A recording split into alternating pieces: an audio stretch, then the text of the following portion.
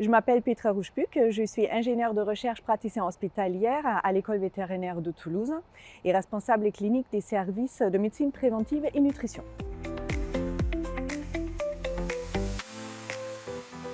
Le surpoids se définit comme tout dépassement du poids idéal jusqu'à 20%. Et tout ce qui dépasse au-delà de 20% est considéré comme l'obésité et au-delà de 30% même comme obésité morbide.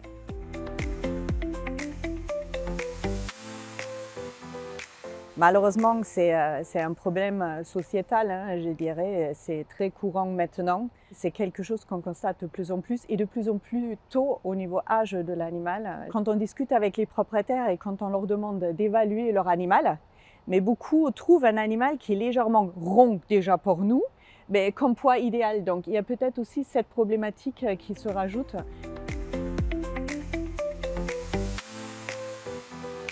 Alors la première, vraiment l'essentiel, c'est qu'on donne trop d'énergie à l'animal. Alors ça peut être soit un aliment qui est trop énergétique, tout ce qui est bâtonné de mastication, malheureusement, est énergétiquement très élevé. Soit ça peut être trop d'un aliment pourtant adapté parce que le propriétaire cède par rapport à l'interaction avec son animal, sans parler vraiment tout ce qui peut être des raisons de maladie ou même effectivement certains traitements.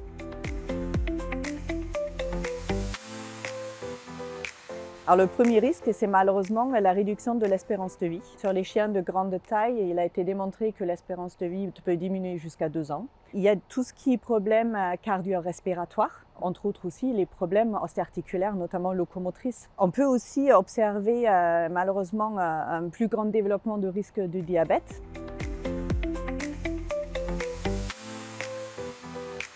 Il faut justement doser l'apport énergétique pour qu'on couvre le besoin de l'animal. La chose, je dirais, la plus importante et à ne surtout pas négliger, c'est que le propriétaire n'essaye pas de faire maigrir son animal tout seul. La plupart des propriétaires, quand ils estiment que leur animal est trop gros, mais qu'est-ce qu'ils font? Ils prennent l'aliment qu'ils donnent actuellement, ils enlèvent une certaine quantité. Quand on enlève de la quantité de croquettes, d'aliments humides, d'une ration ménagère, on n'enlève pas que l'énergie.